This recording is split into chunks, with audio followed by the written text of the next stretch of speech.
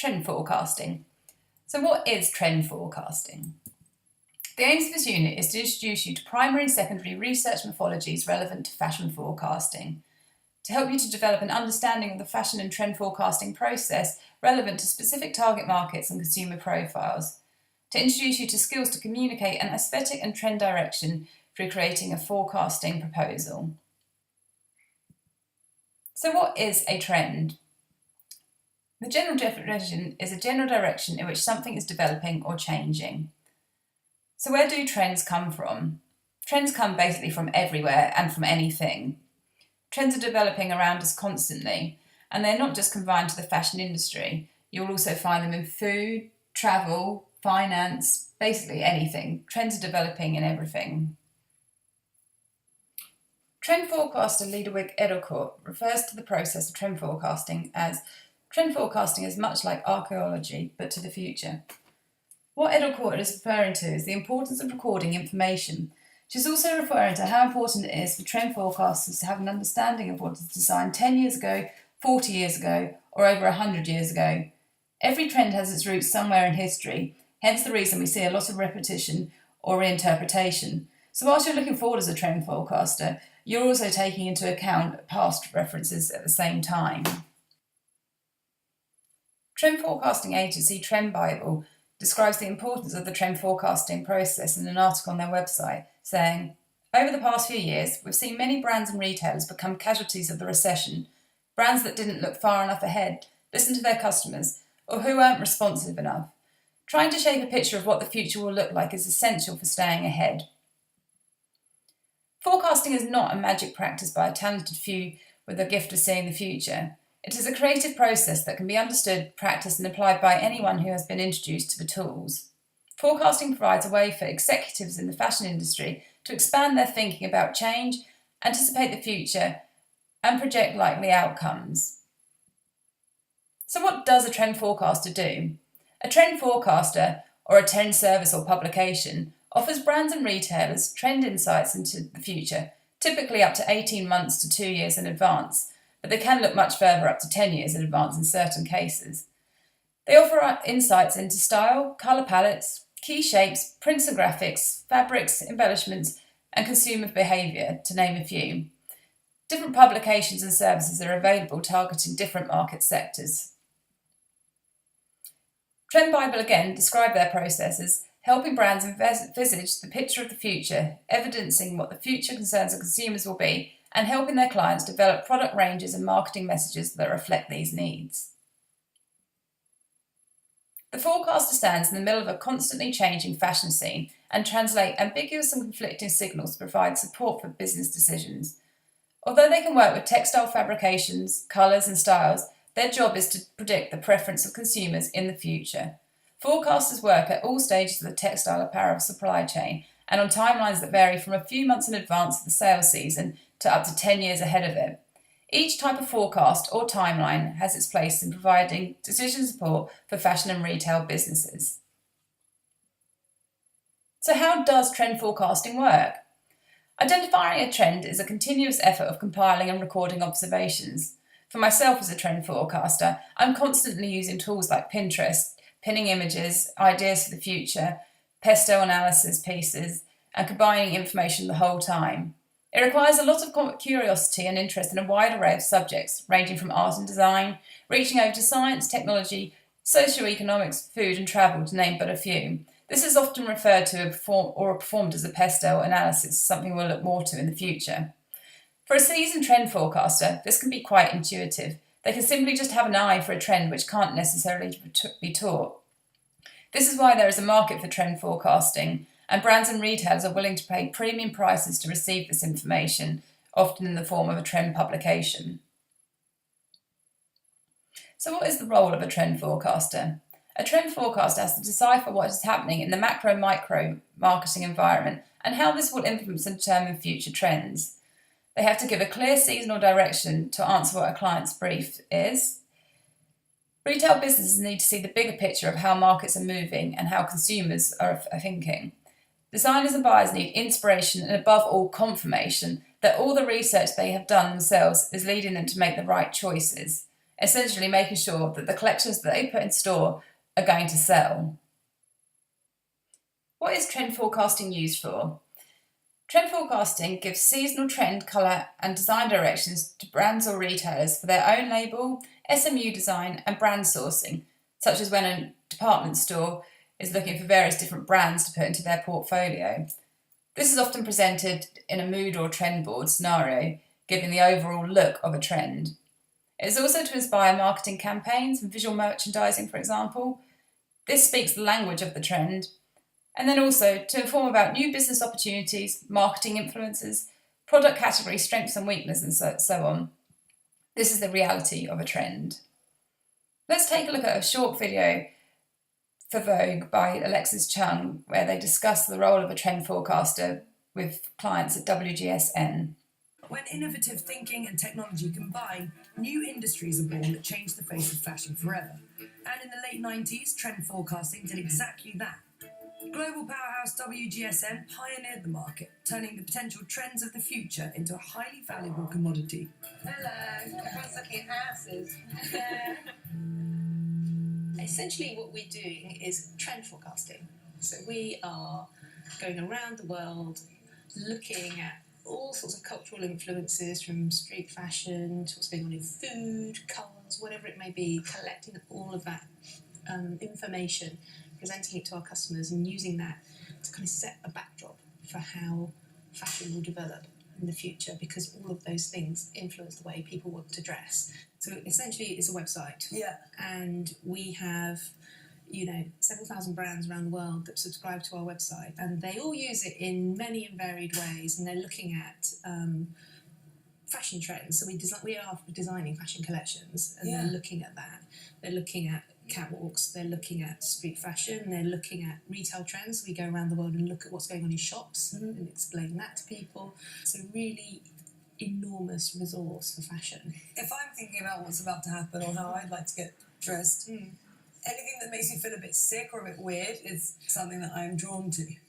And then that's usually because it's different to what I'm accustomed to. Yeah. Often with a Christopher Kane collection, I don't know why him in particular, but it'll come down and I'll be like, I can appreciate that it's great, but I don't necessarily want to wear it yet. And then suddenly when that season rolls around, I think it's so perfect for how I feel at the time. It's clever like that. And sometimes I look at some of the things that we do and just think, are we sure that is? Yeah. But you trust them because actually at the time that it's ready to drop, you're ready for it, and you think, oh, no, they're right. So I feel like wearing that, it's interesting.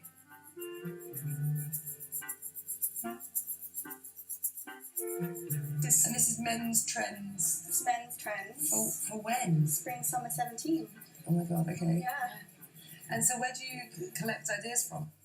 Everywhere, really. It's not just like one specific area we go to. We look across the board. It's not just fashion. It's like what influences fashion as well. It's like music or subcultures or It Girls, It Guides films, like you said earlier. The biggest influence on this is partly to do with Cuba, the fashion side. Oh, right, yeah, of course, yeah. And obviously there's a huge influx of tourism to Cuba. So then when you see that type of influence on, or in shops and in, the world as you go out, do you feel proud? Yeah, of course. Cool Cuba. This is Sam, who is the denim dude. Hi, how are you? Nice to meet you. So this is the denim desk. Your mouses. Yeah, always a denim memory. Nice. So you're responsible for compiling this entire... Yeah, everything from like retail I do through to like catwalks, what we're doing right now, which is like the men's SS16 ones. We do trade shows, street style. So obviously designing stuff, they're looking around in other parts of like, the internet as well, but we're doing that like, specifically for each category, so I'm looking at everything denim across like Instagram, like Pinterest, Tumblrs, and I'm always looking for like new brands. So like Bliss and Mischief, I put them like on the blog as well, which is like our public site, so it's not just like you don't have to have a subscription to that. And then I do like an interview with the brand as well to try and give them like some exposure. So, very good, like, okay. Brands, as long as they're looking up. Yeah. But there's no way at school I would have known that this was a job option. It's so fun. Do you take interns? So let's take a look at what we've learned from that video in terms of what is trend forecasting. So we've learned that WGSN pioneered the trend forecasting market in the late 90s, turning potential trends of the future into highly valuable commodities. Trend forecasters for WGSN travel around the world looking at cultural influences that may have an impact upon future trends, such as street fashion, food, and cars. These are all pastel influences taken via primary research of the macro environment. They also look at catwalks, speed fashion or fast fashion, as well as visiting and researching international shops and brands. These are all current trends that they're analysing, again via primary research, but this time of the micro environment. WGSN trend forecasters collect all that pastel information and present it to customers to set a backdrop for how fashion will develop in the future, because all of this information influences the way people want to dress. Looking at the conversation between Alexis Chung and Loretta Roberts, they discuss the trends. They discuss how initial trends for the future can often seem quite far-fetched, even vulgar and undesirable. Just think of some of the fashion shows and collections that you've seen initially from couture fashion, and they seem really, really strange. Often you can't relate to them and just seem really, really far-fetched. However, over time, we become accustomed to them via catwalks, blogs, magazines and trade shows, as well as trend forecasting. All the trends become a little bit more softened and are easier to be perceived. By the time they're dropped on shop floors in the correct season, customers are accustomed to these trends and that's why they sell. By that time, people feel like wearing them because they look interesting. Alexis goes on to talk to Shauna Woolpitter, the youth editor of WGSN, about how she researches and finds trends. Shauna says that she finds trends everywhere. It's not just one specific area that she goes to. It's looking across the board at what influences fashion, whether that be music, subcultures, it guys and girls, talking about style icons, bloggers or key models at the time, as well as things like films. Alexis goes on to speak to one of the designers, Chris Coleman at WGSN, who has compiled lots of imagery for a future trend for Spring/Summer 17. He says that one of the biggest influences on this trend are Cuba. Over the past few years, there's been a huge influx of tourism to Cuba, hence the reason of him developing the trend. And this will have been for a pastel analysis that he'll have identified this. Here you can see how that Cuba trend developed by Chris has been developed into final trend boards on WGSN. WGSN trends are quite complex, so they've spread over various different categories, for example, denim, menswear, children's wear. But these are a few examples of how that Cuba trend has been translated. So how do you create a trend forecast? It all starts with research. The marketing environment represents a mix between internal and external forces which surround an organisation and have an impact upon it, especially their ability to build and maintain successful relationships with target customers. The marketing environment consists of micro and macro environments, something we've talked about a lot so far. So let's look at these in more detail. The macro environmental factors include political, economic, social, technological, environmental/cultural and legal influences. These are often referred to as the pastel factors and are researched in a pastel analysis. The organisation or business cannot control these forces. It can only prepare for changes taking place within them. The microenvironment refers to the forces closely influencing the company and directly affecting the organisation's relationships. The factors include the company and its competitors, customers and the general public. A forecaster can take information from their macro pastel analysis and develop it for their micro market to figure out how this information will affect their target market. This allows them to delve deeper into relevant topics and channel their research into useful trend predictions. To summarise generally, macro-environmental is where you do not have control, and micro-environmental marketing is where you do have control. So let's look at the trend forecasting process in a little bit more detail. So when you're forecasting, you're looking at things that are happening in the present, as well as obviously things that are in the future to create a forecast for the future. This diagram kind of summarises it for you. So first of all, as a fashion forecaster, you conduct a fashion scan. Fashion professionals eagerly follow the latest fashion news to spot emerging fashion lifestyle trends. Scanning for fashion trends include travelling to fashion capitals such as New York City, London, Paris and Milan, for example, as well as trend hotspots, for example, like Amsterdam, Berlin, Barcelona and Copenhagen. You will also be scanning for print, broadcast and online sources for clues, as well as networking with people in creative fields such as arts, architecture, interior design, cosmetics and entertainment. The second thing you'll be looking at is doing a consumer scan. Consumer research is an important part of fashion forecasting. Conducting consumer research such as focus groups and questionnaires, or otherwise referred to as quantitative and qualitative research, allows us to understand why a consumer made a purchase and what the consumer needs, wants and desires are. Consumers and their needs are changing constantly, and it is vital in the retail market that you understand who your consumer is and, more importantly, who they will be in the future. Scanning for consumer trends includes consumer research carried out in the form of focus groups and questionnaires, again quantitative or qualitative research, to attempt to identify clusters of people or consumers who share characteristics, demographics, lifestyles, attitudes and behaviour, often referred to as cohorts. Consumer profiling. This is information gathered and combined to identify and summarise into consumer profiles. Cultural indicators. Fashion forecasting requires a wide scan looking at the macro environment to encompass cultural, economic, technological and so on issues that will have an impact on consumer behaviour and spending. These pastel results identify megatrends that cross industry lines because they involve shifts in lifestyle, reflect changes in generation cohorts or mirror cycles in economy.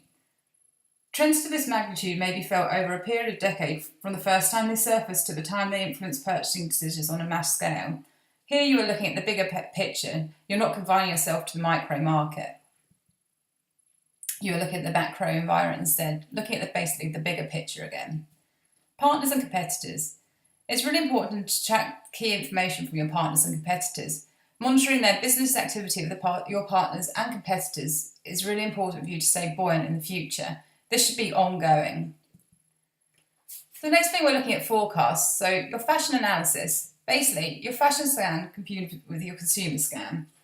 Combining the fashion scan and the consumer scan provides input for fashion analysis, putting together the picture of what is likely to happen next. Fashion analysis brings together the expertise of a fashion insider and insights on consumer behaviour to provide support or executive decisions in the supply chain, from fibre to fabric to apparel manufacturing and retail. Trend analysis. Here you are taking information from the fashion scan, the consumer scan, as well as cultural and pastel indicators to come up with trend analysis, basically your trend stories. And finally, your competitor analysis. Again, this is very much ongoing and continuous, keeping up to date with what your competitors are doing and making sure you compete with them.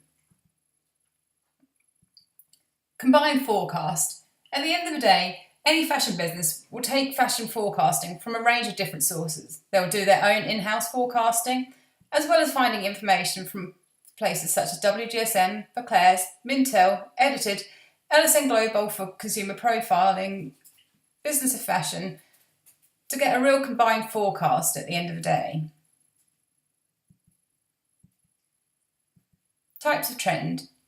There are various types of trend, and we often use graphs like this in fashion, where we use the vertical axis to illustrate the number of adopters, along with the horizontal axis representing time. With any trend, they go in, gradually the consumer gets used to it, purchases it, and then over time it falls out.